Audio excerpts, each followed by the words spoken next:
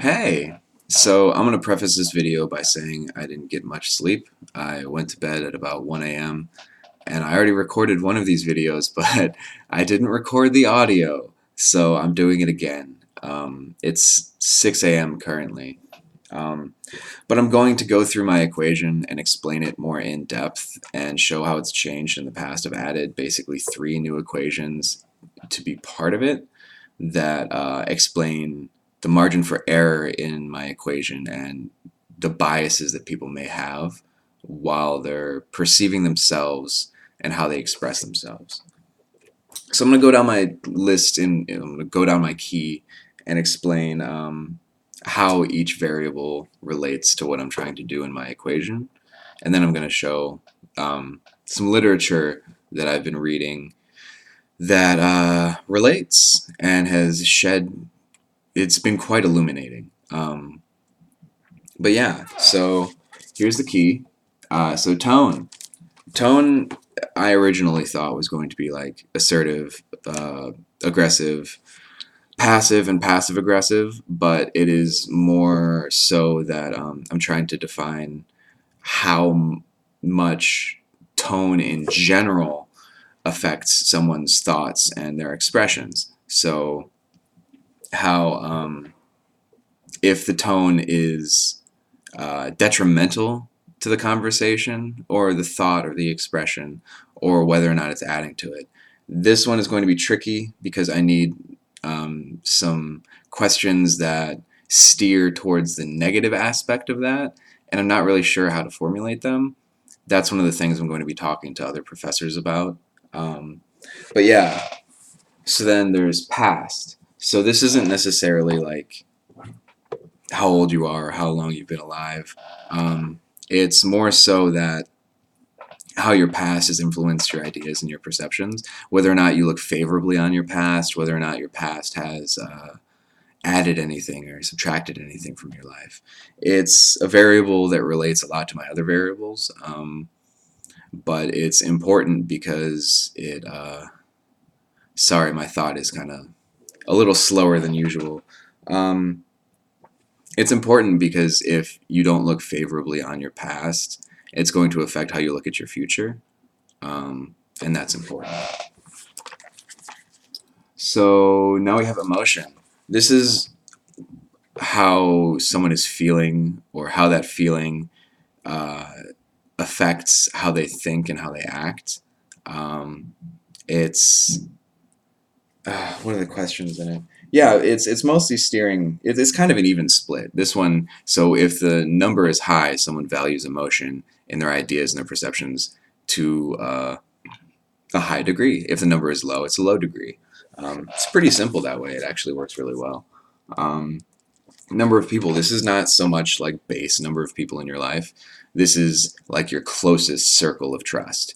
The people that you would sacrifice for, the people that would sacrifice for you. These people in your life, and the amount of them is a relatively good indicator of how you express yourself and whether or not those people influence your expression. In my, let's see, yeah, it goes into how people influence you, and then the final question of that variable is whether or not you influence a lot of people. That's important as well. If your ideas reach a lot of people and they're abrasive, that has kind of a negative impact on how people perceive you, and thus in turn how you see yourself. Um, if people are completely malleable beings. Direction. So this is kind of like how, or whether or not what you're doing and saying is pushing you towards your goal or away from it. So it's important because, yeah, if you don't have the right direction, people don't really know where you're going with things. You can be talking in circles, you've been going on one end, one tangent, never ending. Um, if your direction isn't on point, if you don't even know where you're going, if you don't know, then uh, how you express yourself is going to vary. So then trust. Trust is like it's not so much whether or not you have trust, it's how powerful trust is, like how much trust is important to you in your own thoughts and your expressions. If you can't trust how someone's going to react to what you're going to say, you're going to change what you're going to say. If you don't trust yourself in your own motivations, it's going to affect what kind of risks you take and what kind of things you do in your life. Trust is incredibly important, because if you just don't trust someone, like, it's difficult to relate and it's difficult to express yourself to that person in a way that you feel you've been expressed. Proof. Proof is important because, yeah, people need to know, or they generally need to know, whether or not what is being said to them or what they're saying or thinking is true. And true is subjective. Proof is subjective. Most if not all of these variables are subjective, which is why it's kind of on a person-by-person basis, and you in my equation, you're going to kind of bounce it off other people to kind of see where they relate. But yeah, proof is important because it's more so how someone values proof than whether or not proof exists in their perceptions. So if they don't value the proof someone has to say, they're not necessarily gullible, they're just trusting. They intrinsically believe what you say. So that can affect how someone relates to someone, for sure.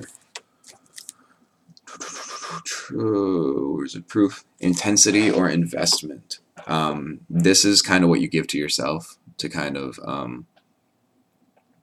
to influence your own behaviors. How much you want something to happen. It's different than incentive, because incentive is something that is given to you. Intensity or investment you give to yourself, and it's like your internal drive. If people don't have a lot of drive, then how people perceive them is going to be different. It's expected that everyone have an insane amount of drive and constantly be working towards a goal and never stopping, never ceasing. It's not how things really work, at least from my perspective. People work their asses off, yeah, but it's not always because they have drive. Sometimes it's out of necessity. Incentive, again, that is what is given to you. So my example in the video that I recorded 8 minutes ago and I'm now re-recording was that, like, everyone's incentives for things are different. Like, imagine someone running a race. Someone's incentive might be to finish that race and get a gold medal and win and be on top and feel good. Someone's goal for that race might just be to get exercise and enjoy being outside and just do something positive. Maybe it's a charity run where they're raising money for charity. Some people's motivations for doing a race might be that their friends were doing it and they just wanted to hang out with them, and they don't mind running, so why the hell not?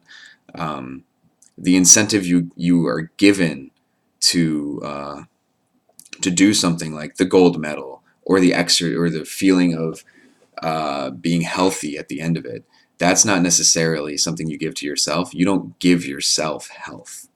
Health is something that you gain from doing something. Same thing with a medal. A medal doesn't just appear in front of you. You have to work towards it, and it has to be given to you. So in my equation, it's used to basically gauge whether or not someone needs incentive to do an action or to think a certain way, whether or not they're doing it for altruism or whether or not they're just doing it because why not. It's important to know that. Where am I at? Time. So this isn't necessarily how much time is spent on something, it's more so the value of that time. Whether or not there's a diminishing returns in the amount of time you spend on something versus how well that something is perceived. So it's kind of a factor that goes into, yeah, how much time you give yourself, how much time is given to you, whether or not you need more time, whether or not time is an important factor, whether or not you can jump to conclusions quickly without needing any proof, without needing anything. You just intrinsically know, which generally means you're wrong. But some people they've heard something in passing. They just have information in their head. Yeah, Mandela effect, perhaps. Who knows? But so that's time. Freedom of thought as well. So this is kind of like how much freedom you've had in your life to think and act in a way that you feel you've been expressed, like in a way that you feel like you fully got yourself out there. If there have been prejudices placed on you, if there have been barriers that you simply cannot get past, like simply because there's a barrier to entry, you can't even begin to get into it because you're not allowed. Like that affects how you see yourself, that affects how you relate to other people, that affects even your own thoughts. If you don't feel free, you don't feel able to think in a free way. You feel afraid. So it makes sense. Freedom. Medium. Medium is important because some people don't believe that medium is important. So it's kind of like a self-fulfilling prophecy in a way. Yeah, it's gauging whether or not you need to know the medium, or the medium, whether or not the medium is important, whether or not like it's the difference. Like people act differently on the internet versus how they act in real life. That's a change in medium. People might be able to express themselves more online, which to me seems to be the case. They don't care about sharing any little thing. Here's my food. Here's my whatever or whatever. Like, so people feel more open to expression on the internet, and at least a lot of people I know that kind of close up in face-to-face conversations, and that can affect how they see themselves, whether or not they see themselves as confident, whether or not they see themselves as just able to express themselves. So medium is important for sure. And then defect or deficiency. I don't agree with the term I used, but I don't have anything really that fits the mold as well. So defect or deficiency is like people have things going on in their head, some kind of mental quirk that is perceived in such a way that affects how their expression is expressed. So if you have some kind of mental hang-up, whether it be a mental disorder or like a developmental disorder or any of that kind of thing, then it affects how people see you and how you're able to express yourself. I can only relate empathetically. I don't really go through too much. I mean, I'm bipolar. I have a couple other things going on, but it for me, that defect or deficiency is a low value because while it affects kind of my day to day, I'm still able to feel like I'm expressing myself.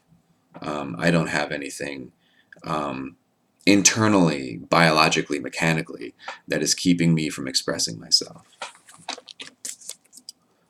And then morphology, and I forgot to put semantics in here. I should have done it in between videos, but whatever. Morphology is like how an idea or an expression or a thought fits into someone's worldview, how they morph it to fit into their beliefs, and how they morph it to fit into how they see the world. Like, it's kind of like a game of telephone. Like, you say one thing, and then after 10 people, that person says something completely different, but it means the same thing. It's kind of on the same path. That's because people will create not a mnemonic device in their head, but kind of like a way for them to remember it. So that will change the image they have of that thing in their head.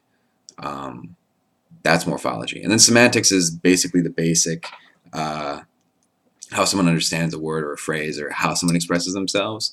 Like, an example is someone says, "You hurt me with what you did." Now, the subjective term in there, the semantics bit, is hurt. Hurt can mean different things to different people. Sometimes hurt is only physical. Like, they don't consider emotional pain at all. It doesn't bother them. But if they physically get hurt, that affects them more. They feel deeply about that. Whereas the transverse or inverse is also existent. So those are my variables, and I'm going to show my equation now with how it's changed. I changed the name of it too because while I love the old name, it's kind of up its own ass. It's a little too grandiose for the scope, so I decided to use something that makes more sense. So it is the mathematical mathematical representation of the human thought to human expression relationship. And here, oh, wrong finger. I don't know how to use cameras. All right, so here's the main equation. Idea times analysis equals thought, and then expression is thought plus discussion divided by interpretation. Each equation is expanded here. These are the expounded equations. Idea at the top, analysis in the middle, discussion at the bottom, and interpretation right here. There's also something I realized as I was reading, that a great quote by Walter Levin, a physics professor, or a former physics professor from MIT. He said that no equation or no measurement can be made without without also considering human fallibility. So you have to always consider that humans make mistakes. That's just it, they make mistakes. So I included a margin for error in mine, which will turn each individual point on my graph, it'll turn it into a sphere, 3 dimensions, of possible outcomes for where they actually see themselves, because it's all subjective. I'm asking people to do a survey on themselves.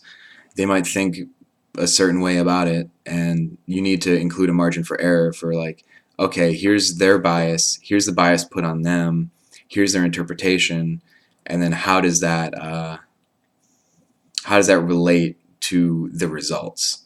So here's the margin for error. It's right there. Experiment times internal bias minus external bias divided by interpretation. Seemed to be the logical way to put it together. Then I had to define inner bias and external bias, because 2 new variables, they needed to be expressed. And I figured out where to put it in my equation as well, just before I did the first video. I'm going to be putting it in the very first part, probably right in this divisible part, because the margin for error kind of splits up all the data, and it deals with your interpretation. So how you interpret your bias and the biases of other people. So it would definitely go there. Yeah. Okay, so now for the final part, as I'm reaching close to the end of where my other video was, I'm going to go through the books I've been reading that have added value and insight into what I'm doing. So this is the Principles of Topological Psychology by Kurt Levin. Amazing dude. He kind of changed psychology in the 1930s. This is when this book was written, with a simple equation, because people used to think that behavior was either person or environment. It was one or the other. You couldn't have both. And he wrote a very simple equation that goes, behavior equals a function of a person and their environment.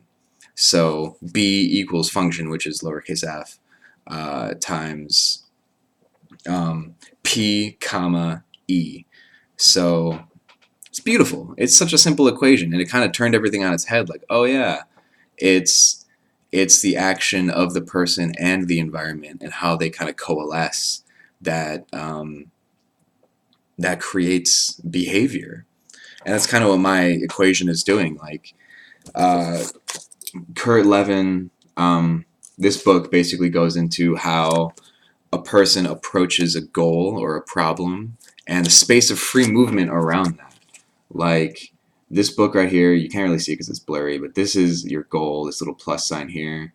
This is the person. And everything around here, including the lines, the Jordan curve, represents the space of free movement. And for this one, there's a clear path, a very clear path, probably the easiest path, but it goes through these barriers of entry to your goal. Whereas there's also these paths around all these problems that may or may not be perceived that also lead to your goal. So what I'm trying to do is define someone not as they're trying to reach a goal, but kind of like, I mean, in a way, like how they're trying to reach the goal of expressing themselves, how they try to communicate with someone or a group of people, and why or why not it's working. So that's this book that I've been reading, and after this book, I'm reading this book, The Conceptual Representation and the Measurement of Psychological Forces, by the same guy. Goes into the same kind of stuff, but a little more in depth mathematically. And yeah, it seems like an interesting read. I haven't really read much of it. I just kind of flipped through it to see if I wanted to buy it, or at least keep it. But yeah, so yeah, I think that about covers it. I'm gonna flip through, make sure I didn't miss anything.